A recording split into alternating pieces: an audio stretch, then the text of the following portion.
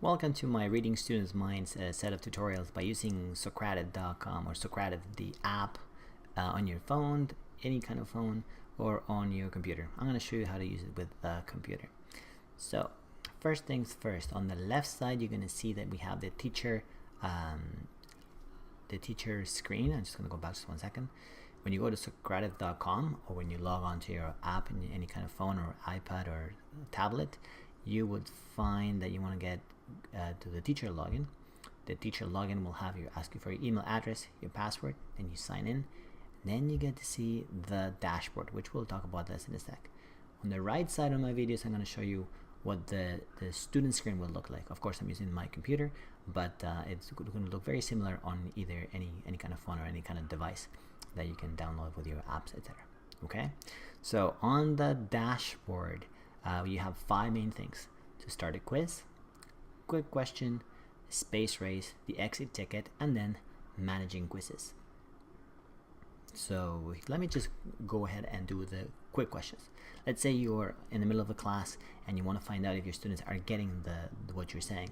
So you will click on quick question, and then let's say you can have a choice of multiple choice, true, false, or short answer. If you do a true and false, then your students will go onto their devices, log on. My room is Acosta, just like my last name, and they will join and they will see already a true and false. Now the question doesn't appear there, so I will ask this question out loud, and they'll say, I don't know, I guess the Toronto, the capital of Ontario, and the student will answer true, submit its answers, and I will see in real time the answers that appear from my students.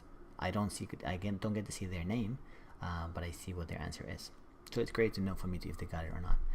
If I wanted to do multiple choice question, and I do this fairly often, I say, again, the question doesn't appear on their screen, but I will say A is you got it perfectly, you can probably teach it. B is you got it really well, you need some practice. C is you kind of got it so. D is no, you didn't really got it. And E is you just didn't get it at all. So let's say the student answers with B, submits his answer or her answer, and I'll get to see already how many people got it and so much. Now I can choose to show this on the screen if I have a projector, or I can just see it on my phone or my iPad or whatever it is. The more interesting one, so I will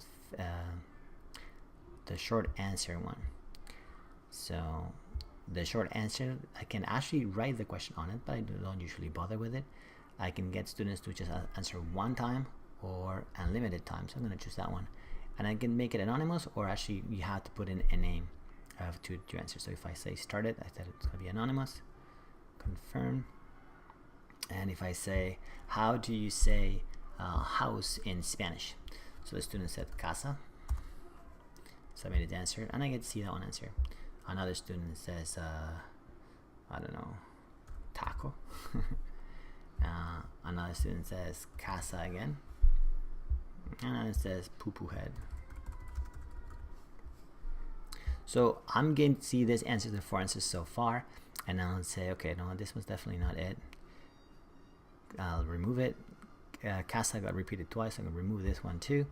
And now I can do this very interesting thing and say, okay, out of this 20 responses, this 5 ones are the one of them is correct. So which one do you think it is? And I can start a vote, and then I will ask for view later. And they will get to see those answers that they provided. And this has been very successful in my classes for what they got. So those are for quick questions. So there's no prep to them. It just comes right on the top of the way. And now in next videos, I'll show you how to set some of these things up.